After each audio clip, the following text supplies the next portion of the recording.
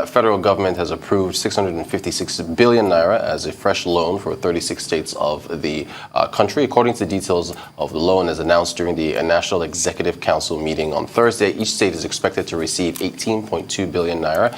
In a statement issued by Laulu Akande, who is the spokesperson to the vice president, the loan is to support states and will be released in 6 tranches over a 6-month period. Arise business analyst Chika Mbono joins us to discuss further. Chika, good morning to you. You're very welcome. Thank God it's Friday. Indeed, indeed. So, this loan to the states, what do you make of it? He who borrows must pay. Aha. He who borrows must pay. You know, that's basically what is happening here.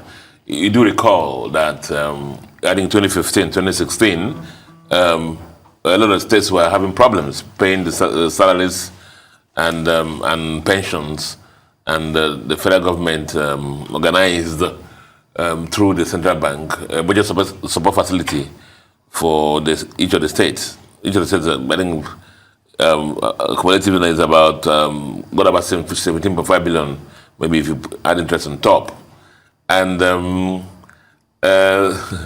subsequent to that, the states have not, paid anything. Yeah. And the problem is that it's totally a grant, it's loan.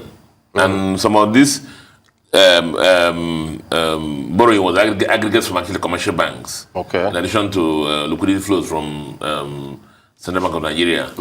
And so it wasn't looking good in the books of the banks and Central Bank too, because if the loans are not serviced in a particular way, according to the accounting conventions, you must provide for them as if they are bad. Okay. And so it was important, therefore, to work out, a technical repayment. Okay. To enable the loans become new again. So what happened now is that the CBN has booked a new loan of about 18.2 billion for each state, which will be used, to liquidate the prior. The process will be used to require liquidate the existing loans, and then this new loan will be running.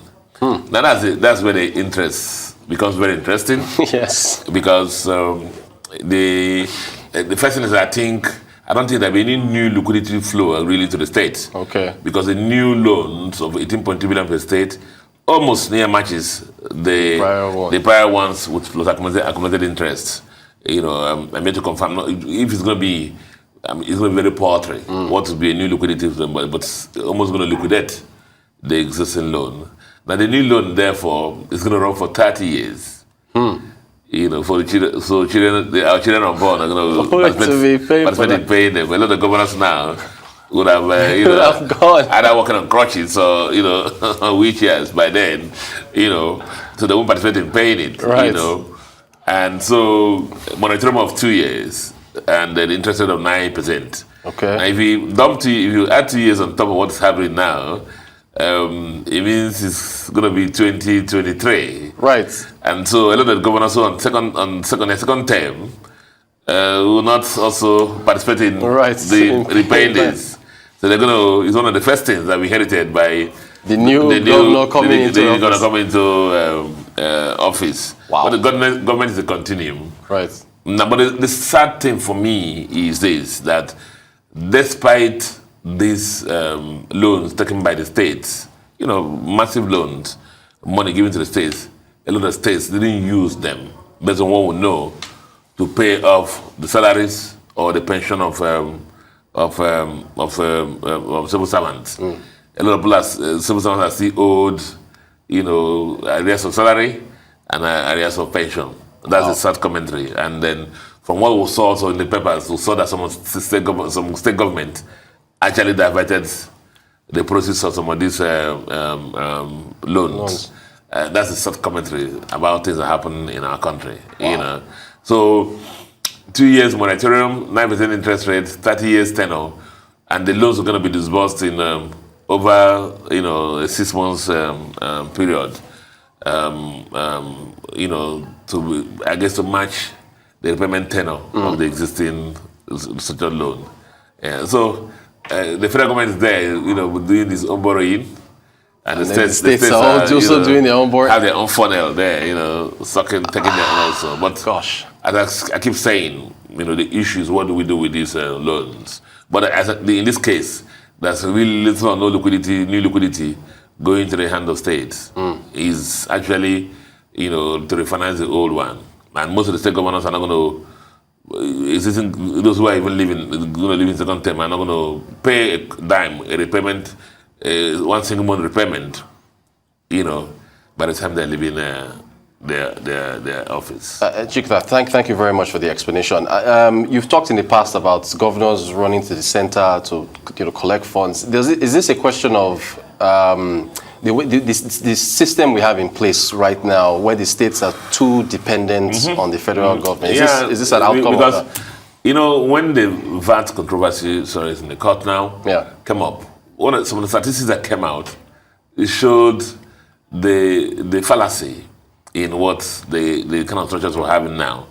A lot of the states don't have incentives, to push their IGRs, internally generated revenues. You saw that some states, the internal generated revenues about 2-5% of the total amount of money that comes into the states imposed every month. And so what the state governors do is just, every month,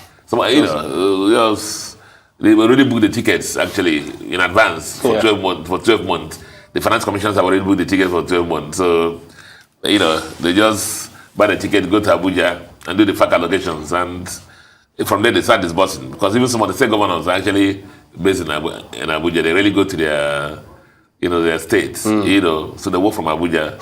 So they actually start disbursing the money. So there's no incentive really to do IGR. And then the sad commentary again is that each of the states of the federation have something, going for it. Even not as agriculture. They will have about 40% of the youth on employment. Create the structures, right structures for youth to go into farming. There was a governor in those days called Oyakulim, I think, River State. He had a program for farming for youth that made it interesting. And I believe that the diligent and rigorous, implementation of these programs will help in things we talked about yesterday about food adequacy for our country. Not just sharing oil price at this and then that. That's why when the oil price sneezes, Nigeria catches a cold. And that was the root of this budget support facility. Remember, 2015, 2016, the oil prices tanked. When we were in this situation. And that's what led to this loan, which the state governments couldn't pay. And then now have been restructured for future generations to pay. So who goes are borrowing, goes are sorrowing, That's a great way to end the segment. All right, business analyst Chika Mbona. Chika, thank you so much for joining us. Have a great weekend, sir. You too. You're watching the Global Business Report here on Arise News.